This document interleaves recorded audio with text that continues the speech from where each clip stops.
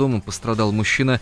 В районе хутора Первомайский беспилотник атаковал служебный микроавтобус. Мужчине оторвало руку, у женщины осколочные ранения ноги.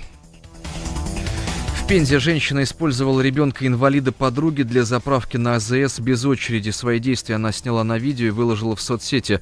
На камеру женщина показала документ, подтверждающий наличие у несовершеннолетнего, сидящего на заднем сидении, группы инвалидности. Благодаря этому водитель смогла проехать к специальной колонке для граждан, имеющих ограничения по здоровью, и заправить автомобиль. Цитата: «То чувство, когда надо заправить машину, и ты взяла у подруги ребенка с инвалидностью. Поеду сейчас заправлять машину без очереди. Лайфхак», сказал автор ролика. По информации СМИ, полицейские сейчас устанавливают личность женщины и проводят проверку.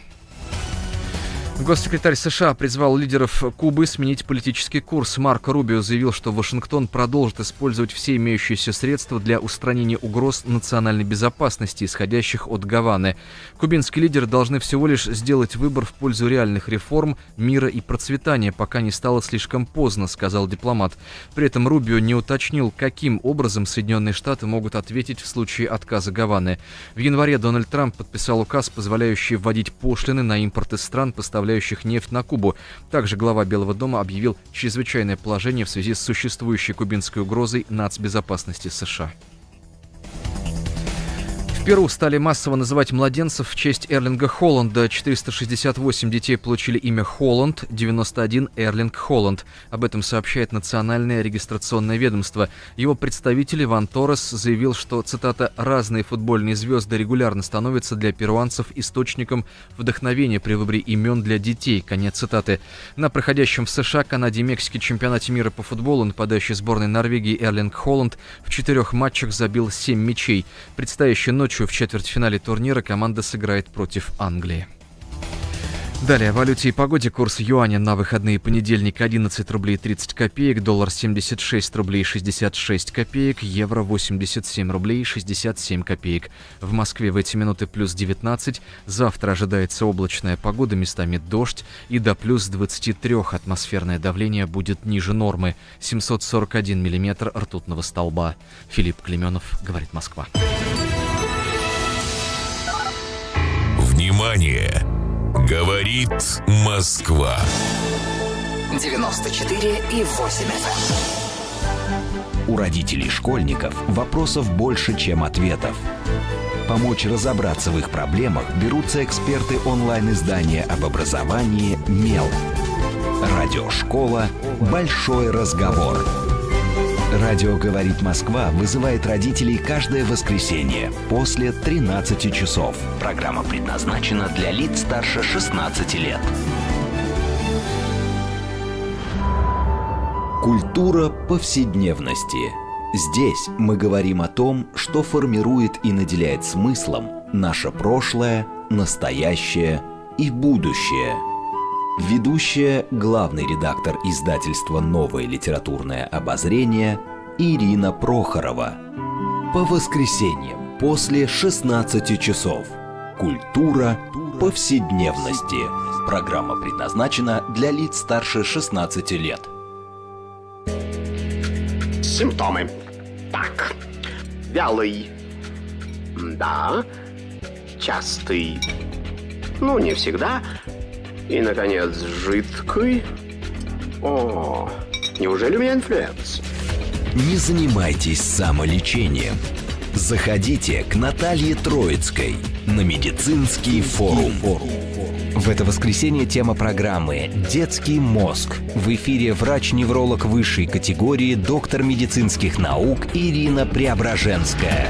Каждое воскресенье после 14 лучшие доктора отвечают на ваши вопросы. Программа предназначена для лиц старше 16 лет.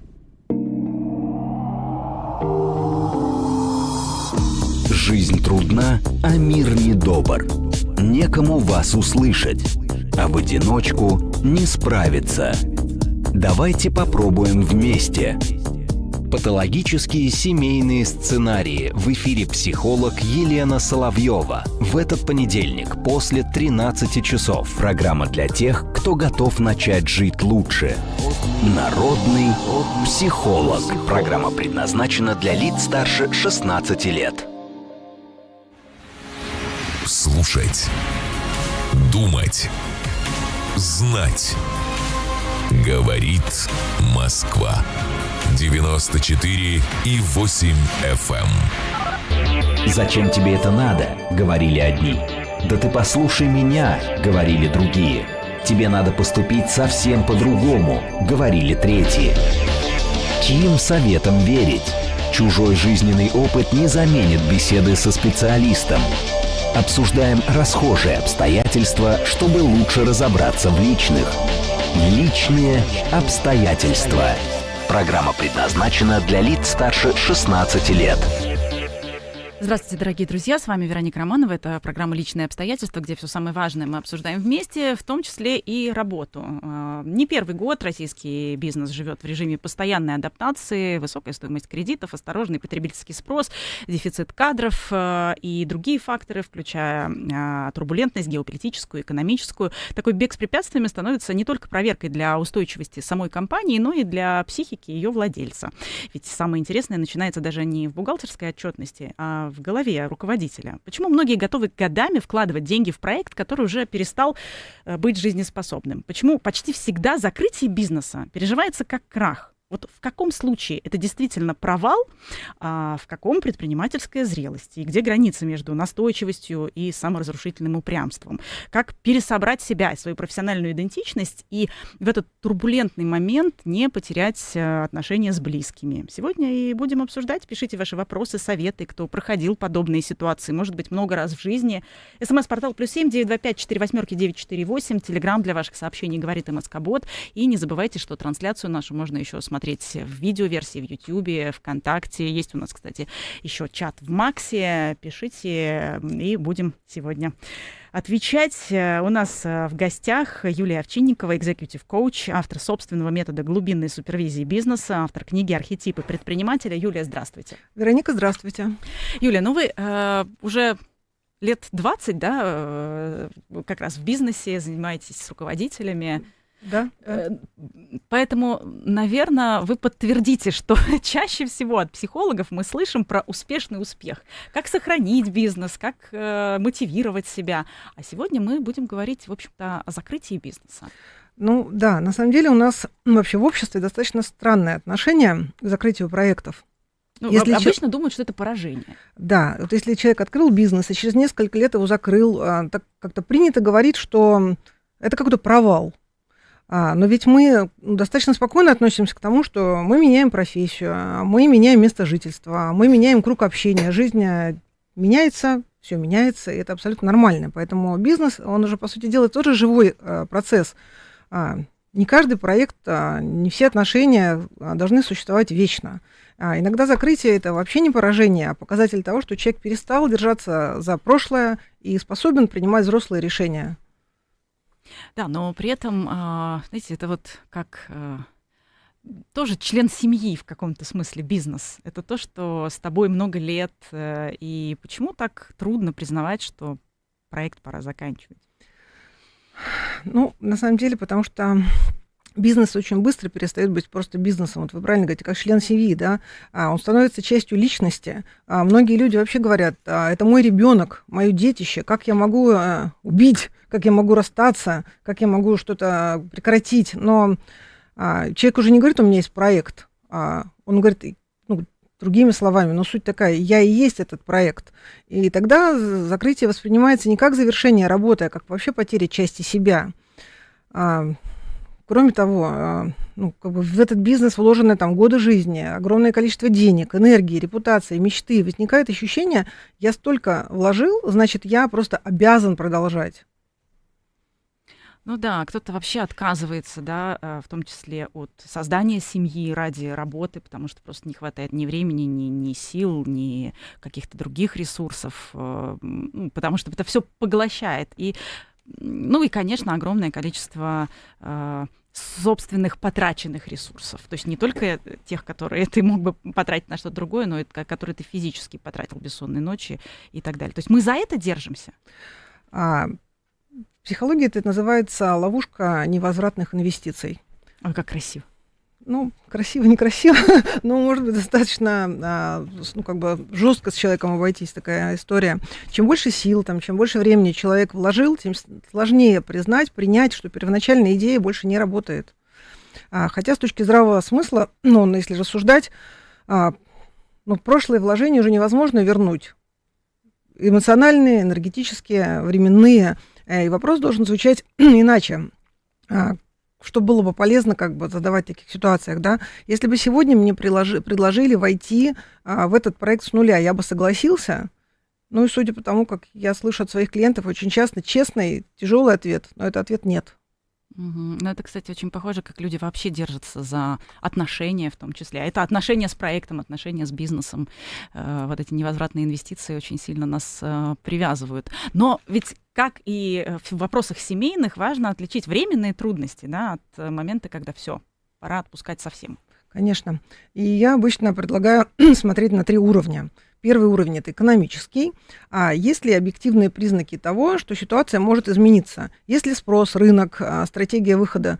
В этом вопросе очень хорошо поговорить, проконсультироваться с экспертами различных других бизнесов, такого же бизнеса. То есть собрать такой… Анамнез. Анамнез, поле мнений. Второй уровень – это управленческий. Осталось ли у команды идеи и ресурсы для изменений? Не выиграла ли команда окончательно? Это тоже очень болезненный вопрос. И третий уровень – это психологический. Есть ли у самого предпринимателя, у самого собственника этого бизнеса энергия двигаться дальше? И если человек устал после тяжелого периода, это одно. А если несколько лет живет в перманентном таком состоянии, я больше не хочу этим заниматься, но я все равно этим занимаюсь, это уже совершенно другой сигнал. У нас огромное количество эфиров есть про выгорание и эту самую усталость. В том числе один из советов — это уехать на 3 месяца. И если вдруг захочется снова вернуться с прежними силами на свое рабочее место, неважно, в найм или снова побыть владельцем бизнеса и руководителем, то, скорее всего, нужно возвращаться, и это просто выгорание. Но как раз как отличить усталость и повод ли усталость, и какая усталость? Повод ли закрывать бизнес? Конечно, нет. Иногда человеку действительно нужен отдых, какое-то делегирование, пересборка роли, пересборка команды. Но есть другое выгорание. Когда человек больше не верит в то, что он делает, когда проект перестал соответствовать его ценностям, когда энергия уходит не на развитие, а на какое-то постоянное сопротивление самому себе, тогда выгорание становится уже не проблемой, а таким мощным сигналом. Мы привыкли в наших программах в том числе говорить о том, что тело — это не только инструмент, который мы, скажем так, используем, заставляем работать и как на загнанной лошади едем, но в том числе это и то, что нам помогает почувствовать самого себя. Бывает такое, что тело понимает все гораздо раньше, чем голова, чем мозг. Да, на самом деле так всегда и бывает. Просто мы часто игнорируем эти знаки, да. Человек говорит: я не понимаю, что со мной происходит. Но появляются бессонница, раздражительность, постоянная усталость, близкие пытаются обратить на это внимание. И самое главное, человек перестает радоваться успехам. Ему все тяжелее принимать вообще решения, все тяжелее радоваться вообще даже каким бы то ни было успехом. И иногда просто тело кричит о том, что человек живет не своей жизнью. То есть нужно прислушиваться к своему физическому состоянию. Но когда такая сильная усталость, когда тело, скажем так, дает сбой, не хочет идти на работу, постоянно болит голова, когда нужно отключить будильник, когда он разрывается, да, ты даже не можешь встать. Понятно, что это сигнал, который не всегда связан только с медицинскими вопросами, хотя здесь в первую очередь нужно пойти к врачу и разобраться, но тем не менее, в этом состоянии очень сложно, скажем, включить осознанность, да, потому что на это тоже нужен ресурс. Конечно. Но тем не менее, нужна сила задать себе определенные вопросы. Какие вопросы могут помочь нам услышать суть? Основной ключевой вопрос, я еще раз, наверное, его повторю. Если бы бизнеса сегодня не было, захотела бы я его снова открыть. Также вопросы, которые такие развивают рефлексию, да, к честным ответам приводят.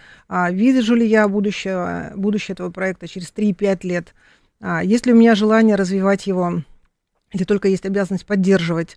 Что сильнее меня удерживает делать то, что я делаю? Интерес или страх потери? Можно еще подумать о том, что если я закрою проект, что я на самом деле потеряю? Наверное, первый и последний вопрос, они такие прям максимально важны.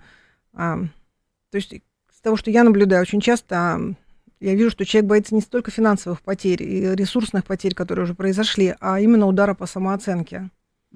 Потому что статус предпринимателя, он открывает многие двери, да? И вот бывает ли такое, что, скажем, решающим моментом, закрывать бизнес или нет, остается именно статус? На самом деле, да. Это очень-очень-очень часто. Я это вижу постоянно. Статус успешного человека, статус владельца компании, статус человека, который не проиграл. Иногда бизнес перестает уже давно приносить и радость, и прибыль, но помогает человеку отвечать на вопрос «кто я?». Поэтому и работа здесь, глубинная психология, часто связана не с бизнесом, а с идентичностью. Ну, это, наверное, хотя вот скорее вопрос. У мужчин это чаще этот страх связан с потерей бизнеса? Именно, то есть гендерные есть различия? Есть. Да, конечно, есть. А у мужчин чаще встречается болезненное отождествление себя с ролью добытчика. Ну, так устроено наше общество. Закрытие бизнеса воспринимается вообще как личная несостоятельность. На самом деле бизнес может не работать по сотне, по тысяче причин. Но мужчина начинает думать, не мой проект не удался, а я не удался.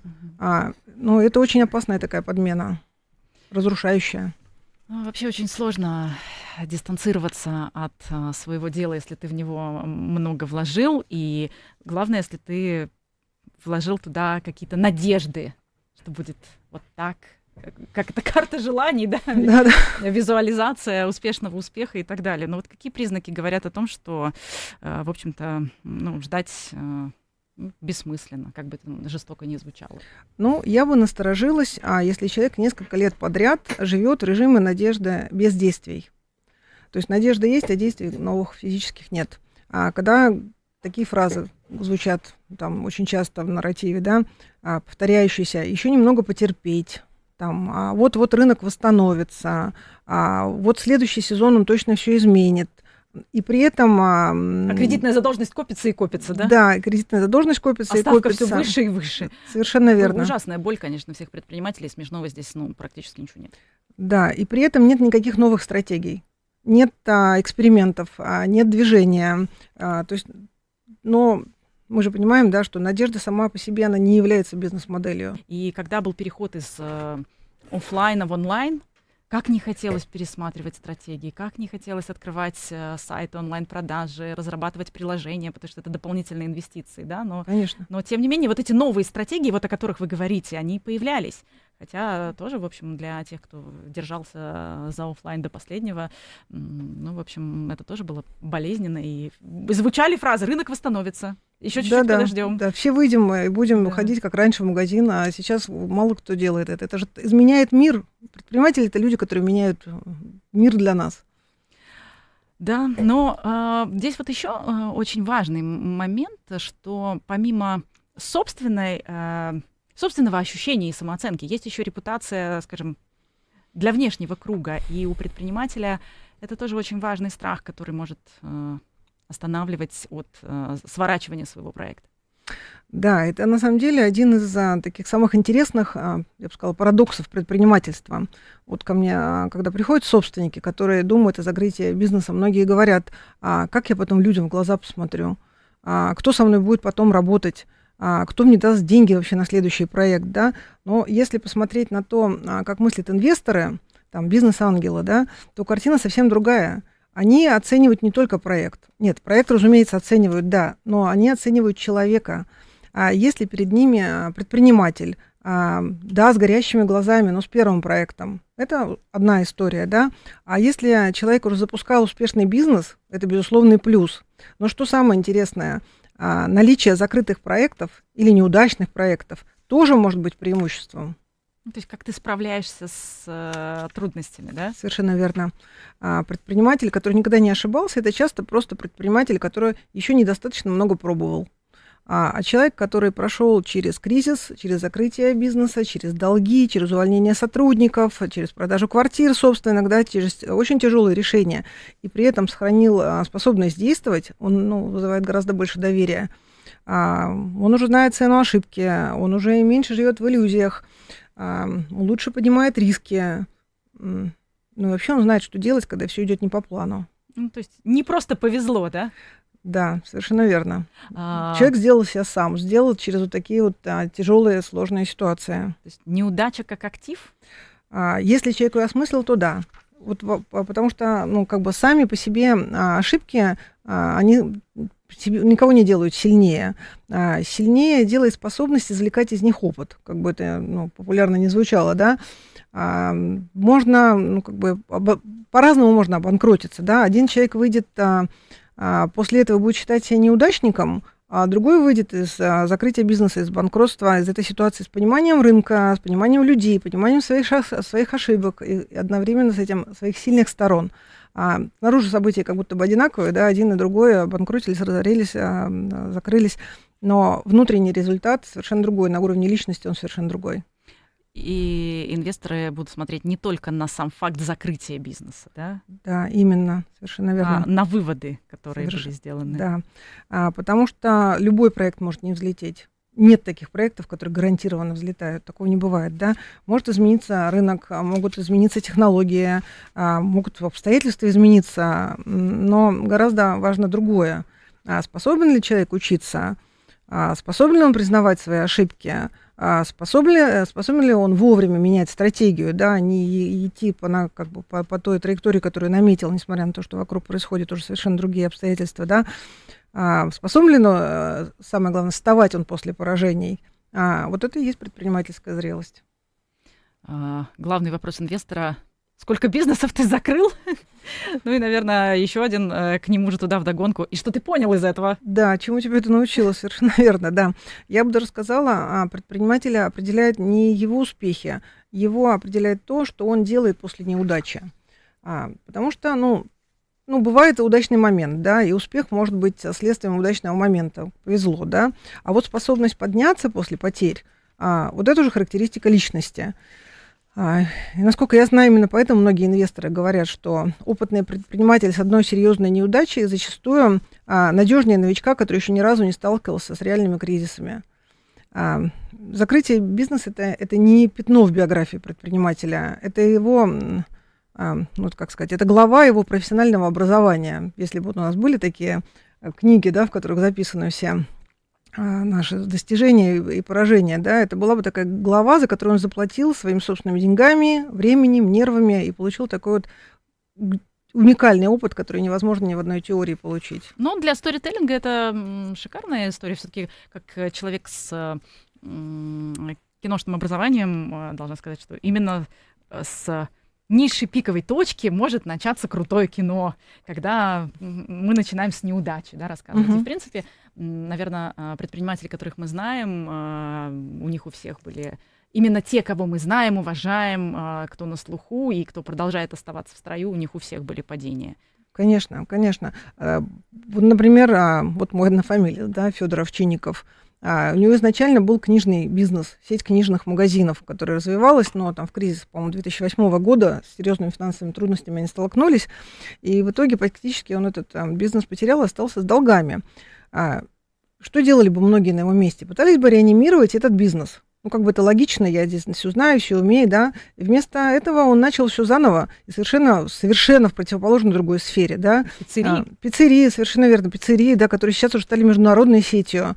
И кто знает, если бы он не пережил тогда этот кризис, была бы сейчас такая сеть такого масштаба, совершенно ничто не предвещало. Но и был опыт, который ему позволил переосмыслить и сила и личности справиться с поражением. Ну, сейчас у книжных магазинов, скажем так, мягко сказать, не лучший период, поскольку продажи книг онлайн и, в частности, на маркетплейсах, это такой болезненный вопрос для владельцев магазинов, хотя они, конечно, тоже пытаются идти в онлайн-продажи, но у них высокие арендные ставки, и, опять же, они переосмысливают, даже владельцы книжных магазинов сейчас все равно, можно сказать, переоткрывают свой бизнес, переосмысляют, они добавляют туда и кафе, и какие-то коворкинги, и какие-то лекции, то есть сам книжный магазин, он становится, ну, какой-то новой сущностью. В этом смысле, даже оставаясь владельцем того же самого бизнеса, он все равно как-то развивается, и он иногда совершенно не похож на то, что было изначально. Конечно, конечно. Вот идеи появляются после как бы столкновения с жестокой реальностью, если человек с ней справляется, он как будто бы, он наполняется чем-то новым, он видит какие-то другие варианты. Пока не зациклен на чем-то одном, на том, что так важно, и то, что так надо спасти, он как бы смотрит в одну точку. А в случае, если он преодолевает этот как бы порог, его горизонт расширяется. Ну да, и это как раз то, что объединяет предпринимателей, чем бы они ни занимались, от книг, пиццерий до косметики, например. Да, вот, наверное, про Андрея Трубникова, да? В том числе, да. Тоже вообще уникальный, на самом деле, как бы наш соотечественник, да, я его историю изучала, тоже свой бизнес потерял, тоже очень болезненно, там продажа алкоголя у него была, насколько я помню. Я читала, что он вынужден там было имущество продажа, эмоционально было очень, прям очень тяжело, физически. Однако же косметический бренд тоже огромного масштаба создал. Поэтому мы часто восхищаемся людьми, которые не сдаются, но редко замечаем, что почти все, такие большие предприниматели, прошу прощения, еще умеют вовремя прощаться. Они, не путают верность своей цели с верностью конкретному проекту. Это разные вещи, да. Цель может остаться прежней, а проект, закончился, может начаться другой. И часто, еще раз повторюсь, да, именно такие переходы, такие кризисы открывают дорогу к следующему успеху. И зарубежные примеры тоже, конечно, их, мягко скажем, хватает, да? Конечно. Провалами. Конечно. Ричард Брэнсон, всем известный, да, такой бунтарский предприниматель. Мало кто помнит про проект, который вообще тоже обещал быть очень сильно значимым, там вообще конкурент Coca-Cola, это Virgin Cola. Но нет его, ничего, справился, и огромные, сейчас у него активы. И такие люди тоже терпят неудачи. Вот вы сказали, что суть остается, суть быть предпринимателем, суть, скажем так, быть каким-то инноватором. И, у каждого своя, да? Да, у каждого своя. Здесь мотивация у всех разная. Но все равно предприниматели — это те, кто предпринимают, создают нечто и показывают другим людям, что может быть так. И мы этим пользуемся. В общем, успешные люди закрывают бизнесы. Да. То есть, да. Это совершенно не поражение, это такова жизнь. Так отношения перестают быть актуальными, соответственно, и темы бизнеса, и обстоятельства, которые складываются вокруг, и конъюнктура рынка, и люди, покупательская способность, все меняется. Но сила предпринимателя, сила его личности именно преодолеть это и пойти дальше какими-то новыми идеями, новыми проектами, с рисками, с новыми. В целом, это же, наверное, очень похоже и для людей, которые работают в найме, но по какой-то причине вынуждены, скажем, отойти от дел. Кому-то необходимо ухаживать за родственниками, у кого-то декрет, например, у женщины, да, или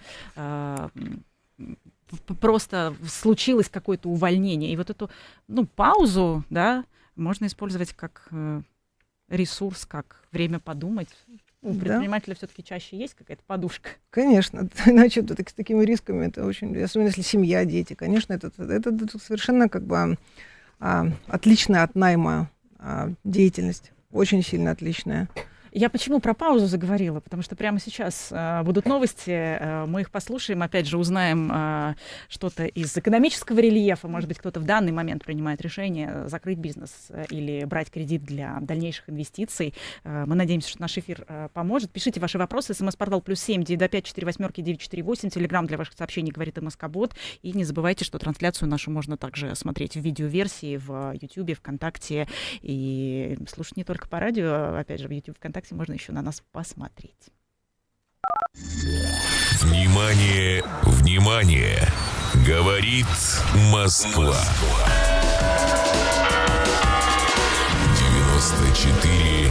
94,8. В Москве 19:30, в студии Филипп Клейменов. Здравствуйте. В Минобороны уточнили детали ночного удара по целям на Украине. Применялось высокоточное оружие наземного и воздушного базирования.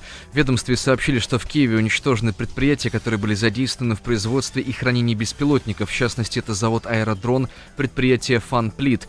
Также были атакованы цели в Одесской области. Среди них порт Черноморск, который считается ключевым логистическим узлом для поставки грузов военного назначения и ГСМ для ВСУ. Поражены резервуары для хранения горюче-смазочных материалов и инфраструктура разгрузки и хранения. Аналогичные объекты уничтожены в порту Южный. В порту Исмаил поражены склады ГСМ, наливные эстакады и насосные станции перекачки горючего, места хранения вооружений и техники. Говорит Москва. Реклама. Первый дисковый тормозной механизм был запатентован Уильямом Ланчестером в 1902 году. Тормоза с медными колодками издавали такой скрип, что пугали не только пешеходов, но и водителей. Сегодня скрип тормозов не испугает пешеходов. Поэтому тормозите заранее, перед пешеходным переходом. Компания «Притормози» разработана... Здравомыслие рассказывают Илья Переседов и его гости. Каждое воскресенье после 18 часов. Большая перемена. Программа предназначена для лиц старше 16 лет. Gomez, Jordi Alba. Gomez, Jordi Alba, Lionel Messi! Oh my goodness! Lionel Messi does it again. He's superhuman. It's broken for Fabregas. Now it's Iniesta. This is it. That's the goal. Spain have surely. Dear, dear, I don't believe it. What a goal we have just seen from Roberto Carlos. That is amazing. Пока Юрген Клопп и Пеп Гвардиола спорят о схемах, Месси и Роналду бьются за золотой мяч, а российский футбол продолжает удивлять, мы это обсуждаем вместе с вами. Актуальные спортивные дискуссии и аналитика. Авторитетное мнение экспертов и слушателей. В эфире «Говорит Москва». Каждый понедельник после 8 вечера. Принимайте пас. Это «Голевая передача». Программа предназначена для лиц старше 16 лет. 6 утра. 6 утра. Время начинать движение. Дамы и господа, заводите свои моторы! Об автомобилях, о жизни, о вселенной и о многом другом в самой ранней программе «Моторы» с Романом Щукиным. Давайте уже, держитесь там и будьте здоровы! Программа предназначена для лиц старше 16 лет. Говорит Москва. 94,8. Чужой жизненный опыт не заменит беседы со специалистом. Обсуждаем расхожие обстоятельства, чтобы лучше разобраться в личных. Личные обстоятельства. Еще раз приветствуем всех, кто, возможно, к нам только что присоединился. С вами Вероника Романова и программа «Личные обстоятельства». И сегодня мы говорим о том, закрытие бизнеса – это провал или предпринимательская зрелость? Что делать тем, кто сейчас принимает это решение? Мы обсуждаем с психологом. У нас в гостях Юлия Овчинникова, экзекьютив-коуч, автор собственного метода глубинной супервизии бизнеса, автор книги «Архетипы предпринимателя». Юля более 20 лет в управлении крупными компаниями. Еще раз приветствую. Напоминаю, что все наши зрители и слушатели могут спросить совета. СМС-портал +7 925 48 948. Телеграм для ваших сообщений «Говорит МСК-бот». И не забывайте, что эфир наш можно не только слушать по радио, но и смотреть видеоверсию в Ютьюбе, в Рутьюбе, ВКонтакте.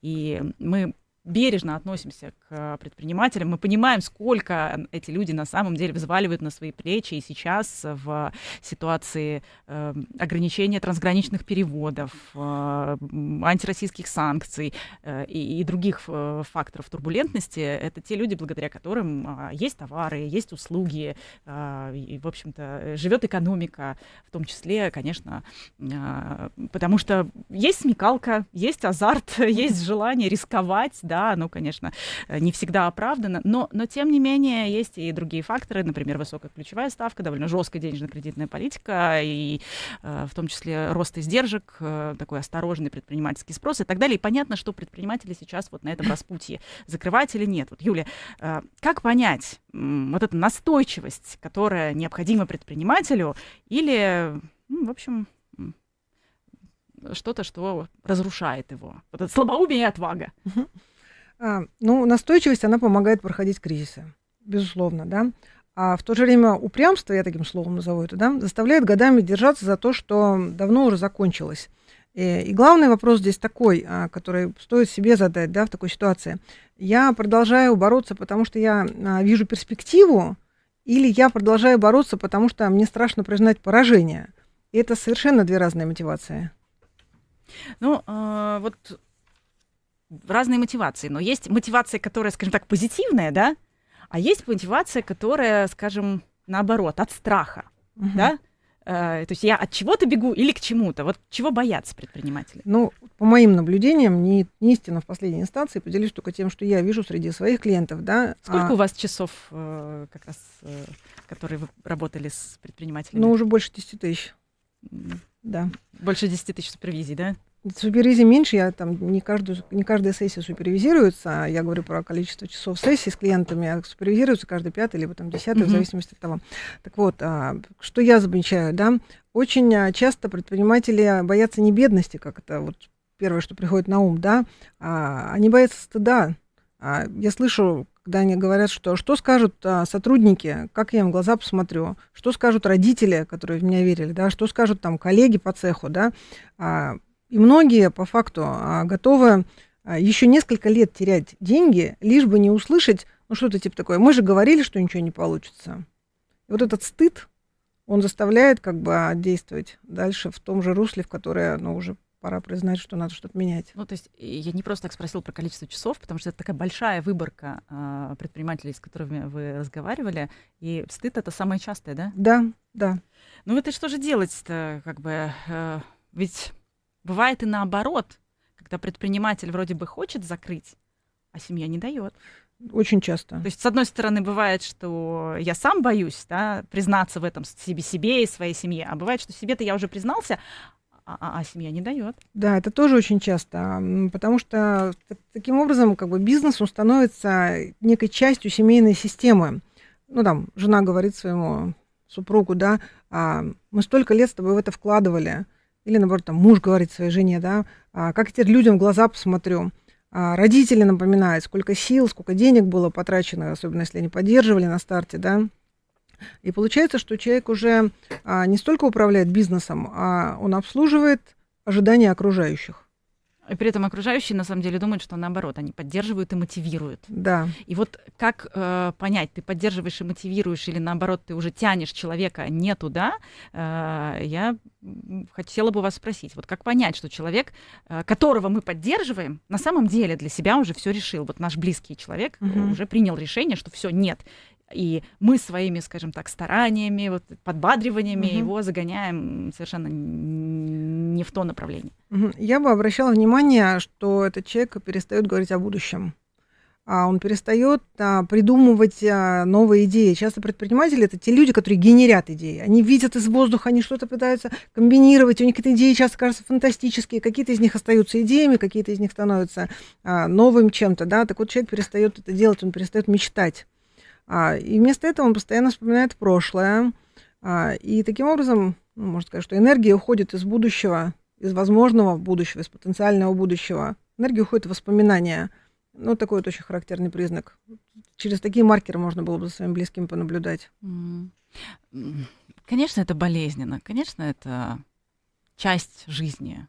И для кого-то бизнес — это даже ближе, чем родные люди вокруг, потому что некогда было ни с кем общаться, некогда вступать даже в эту близость, когда ты все время решаешь какие-то антикризисные вопросы, которые каждый день новые и новые. Но, тем не менее, есть ли жизнь после закрытия бизнеса? Что говорят клиенты, которые вот приходят к вам и рассказывают о своей жизни после закрытия бизнеса?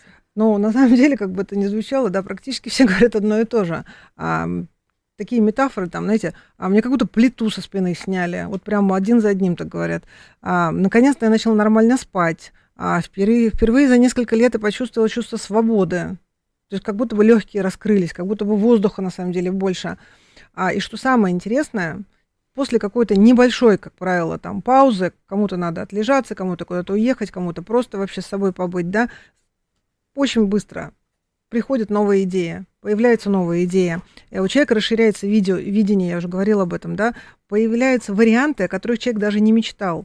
Совершенно других бизнесов, совершенно других идей. Он начинает их изучать, у него появляется интерес, у него появляется вот этот азарт предпринимательский.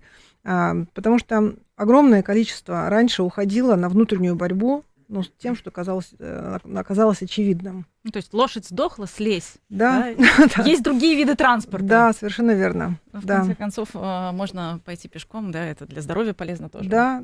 Но, конечно, в этом нет, еще раз, в этом ничего смешного нет. Мы видим огромное количество и в соцсетях предпринимателей, которые рассказывают о своих трудностях, что они сейчас на распутье закрывать бизнес или нет, или как-то его переосмыслять. Но, как правило, это более молодые предприниматели, которые никогда еще не сталкивались с кризисами. А, напомню, в первой программе мы подробно говорили о том, что действительно успешные люди открывали и закрывали не один бизнес, а много раз падали и вставали. И в этом смысле как раз то, что вы сейчас сказали, что откроются новые какие-то возможности, горизонты, если вот эта предпринимательская жилка, если эта предпринимательская суть в тебе есть. Не просто один раз повезло купить, продать, да, и вот получилось. А именно если ты хочешь создавать, то мы надеемся, по крайней мере, мы этим эфиром надеемся успокоить всех, кому приходится принимать вот это болезненное решение продать бизнес, в смысле закрыть бизнес или продать бизнес. Ведь продажа — это тоже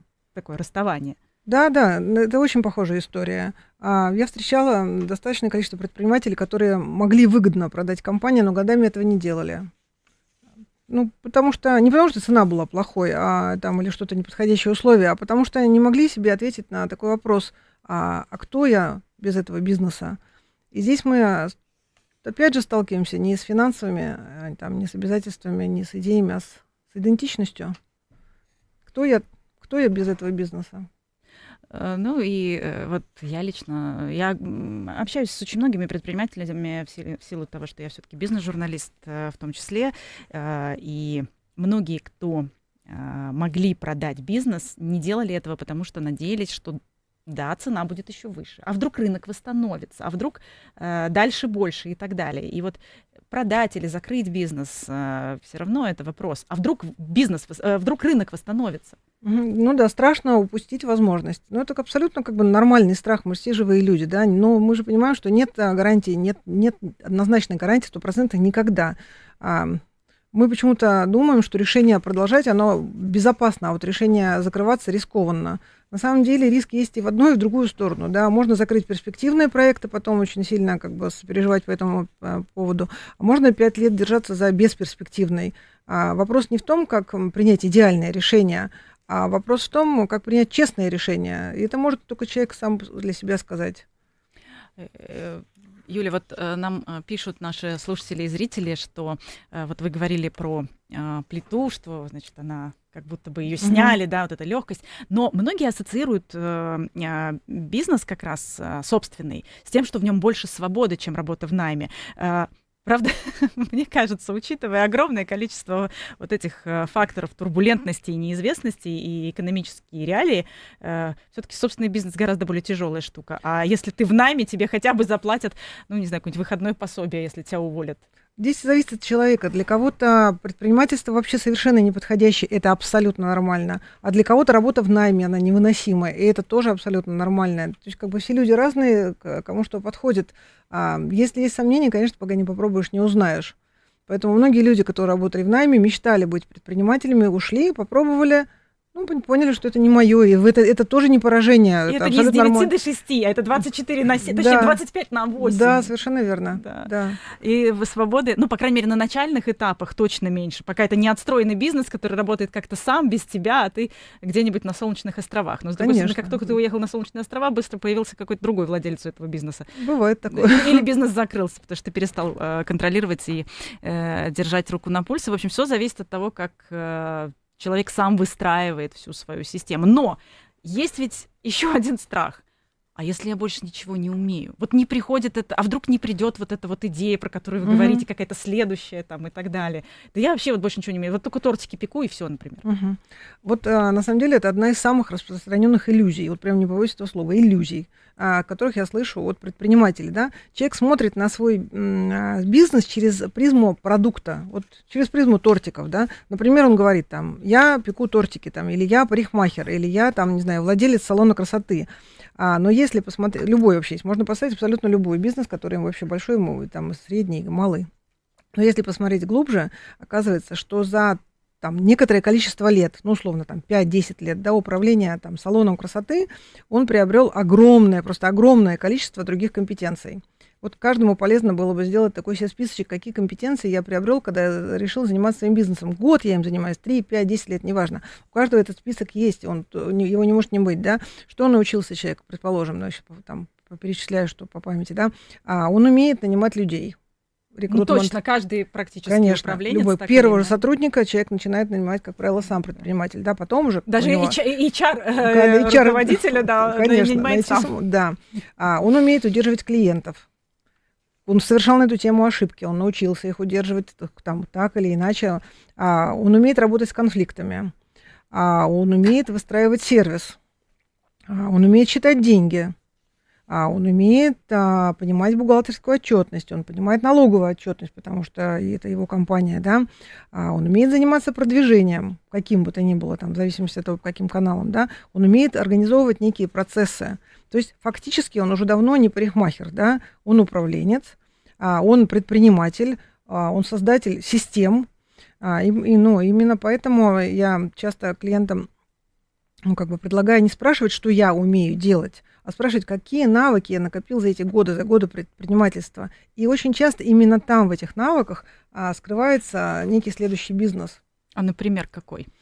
Ну, допустим, вот сейчас конкретно вам пример приведу. Вот представим человека, не буду имя называть, разумеется, но имею в виду конкретного, да, который много лет работал финансистом в крупной инвестиционной компании.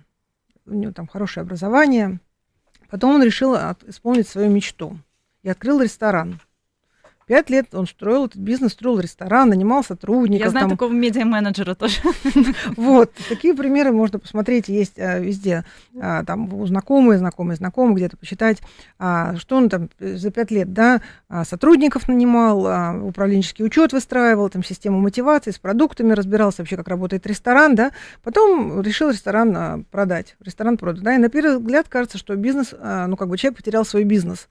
Но если посмотреть глубже, на самом деле он приобрел невероятно уникальный опыт. Да? Он одновременно понимает и финансы, и понимает специфику ресторанного бизнеса.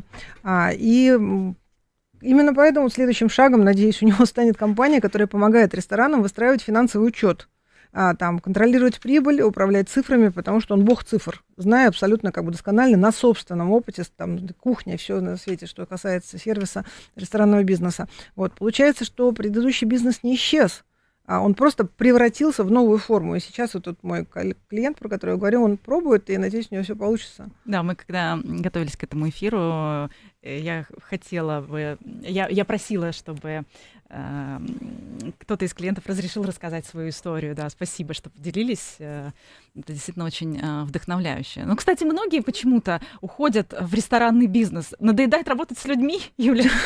Ну, почему? Ресторанный бизнес, это, знаете, там, это у многих мечта.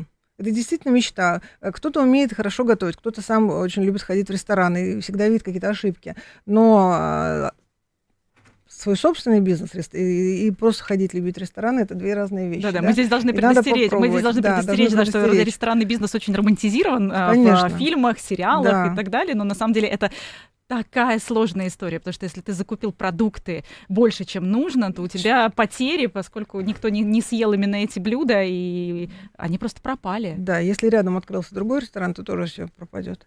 Ну, в общем, да, рисков много, да, здесь.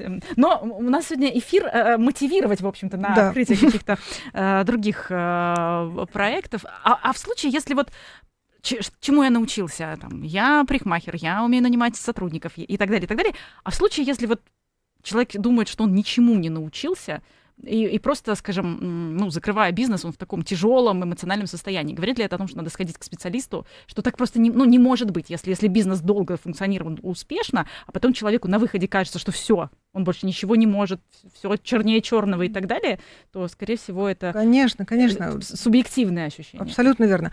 Третье, посторонний взгляд, который не предвзято поможет увидеть. Есть там классический коучинг, есть психоаналитический коучинг, которым я работаю, но все равно мы со стороны помогаем человеку увидеть то, что не видит он.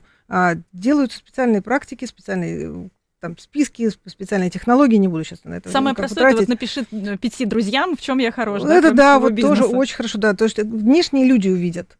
видят то, что не видим мы, то, что мы обесцениваем, то, что мы не можем разглядеть, а если разглядели, нам неловко об этом говорить. Но на самом деле список у любого человека, который хотя бы год занимался, ну, как бы, каким бы то ни было там бизнесом частным, он однозначно расширился относительно предыдущей его компетенции до того, как он этим начал заниматься. То есть бизнес может закрыться, а ценность его останется. Абсолютно верно, да. Предприниматели часто оценивают только материальные активы, то есть фокусируются только на деньгах, там, и помещение, оборудование, там, оборот, прибыль, но есть еще другой капитал, и хотя бы он не менее значимый. Это опыт, это связи, это репутация, это понимание рынка вообще, как там все устроено на вольных этих хлебах, да, умение принимать решения, способность собирать команду. И вот этот капитал после закрытия бизнеса, он никуда не денется. То есть он уже как бы интегрирован в личность, и человек уже стал совершенно другим, да. Но, на мой взгляд, это гораздо более ценные активы предпринимателей. То есть, укрепление собственной личности. То есть это повод вообще переосмыслить себя. Да, совершенно верно. Иногда человеку кажется, что он потерял все. Потом мы начинаем разбирать его опыт там, за последние 5-10 лет. И вдруг выясняется, для самого клиента моего выясняется, что он стал совершенно другим человеком. Он стал более сильным, он стал более устойчивым, более опытным. И тогда вопрос меняется. Он задает себе вопрос не что я поменял, а что я приобрел за годы моего предпринимательства. И как я могу использовать этот опыт дальше. Вот, на мой взгляд, это один из самых важных вопросов после завершения любого проекта. Да. К примеру, можно же просто консультировать. То есть если ты действительно хороший инженер, но по какой-то причине, например, закрылась компания инженерных услуг, но ты действительно хороший инженер, ты же можешь даже, если не нравится статус наемного сотрудника, но ты же можешь быть как внешним экспертом, да, компании и так далее. То есть вот. Таких примеров я тоже знаю достаточно. Когда закрывали свой собственный бизнес, справлялись, с утратой, это действительно утрата, с этим надо справиться. И я пока не решаюсь открывать что-то новое, я пойду попробую проконсультировать тем, что я умею. А умею, оказывается, гораздо больше, чем я мог представить. И из этих консультаций человек расширяет свой кругозор, он видит другие бизнесы, рождаются новые идеи своего бизнеса. А потом открывал свою собственную компанию, но уже другую совершенно. Если бы он такую деятельность не прошел, такой путь, он бы, возможно, не знала вообще о таком бизнесе, который ему вполне себе по силам оказался. Вот я знаю одного руководителя, который владелец большого бизнеса, но еще больший бизнес позвал его, скажем так, в найм. Угу. И он на какое-то время туда ушел и, по сути, отстранился от своего бизнеса. Угу. Вот если, скажем, приходится идти в найм или приглашают идти в найм, вот если, тот пример, про который я рассказала, он, конечно, очень позитивный. Uh-huh. Там действительно человек подчеркнул огромное количество опыта, вернулся потом в свой бизнес, все это применил, и это тот опыт, который, скажем, можно только либо за очень большие деньги получить, uh-huh. да, поруководить еще большей компанией, uh-huh. И внедрить уже в свою, и развивать, и масштабировать, и так далее. А в случае, если после кресла руководителя тебя там зовут на какую-то средненькую должность, или приходится пойти, потому что, да, кредиты надо выплачивать, потому что семью надо кормить, а бизнес закончился, новые идеи пока не пришли, или нужно брать новый кредит на новые идеи и так далее. Это жизнь. Это нормально, что разные циклы. Нет никакой драмы. Когда мы поступаем первый раз в вуз, нам кажется, что мы сейчас свою судьбу на всю оставшуюся жизнь решаем. Но мы же, взрослые люди, уже знаем, что это не так. Что первый вуз это всего-навсего первый вуз. Там бизнес — это всего-навсего бизнес. Ни в коем случае не хочу обесценивать. Это определенный этап. Если из этапа собственного бизнеса надо вернуться, так сложились обстоятельства, в найм, это тоже всего лишь этап. Какие дальше будут этапы, мы не знаем. Будут ли они по победам или они будут поражения, и во что это выльется, мы тоже не знаем. То есть речь не о том, чтобы плыть по течению, а речь о том, чтобы воспринимать обстоятельства, которые меняются, и пытаться из них получить то, что сейчас можно получить, а не впадать в отчаяние и в стенание о том, что было раньше, как хорошо. Кстати, очень многие водители такси рассказывают о том, как у них был свой бизнес или есть свой бизнес. Но тем не менее, если ты кардинально меняешь свой статус из Василия Петровича на «Вась, кофе принеси». Это тяжело.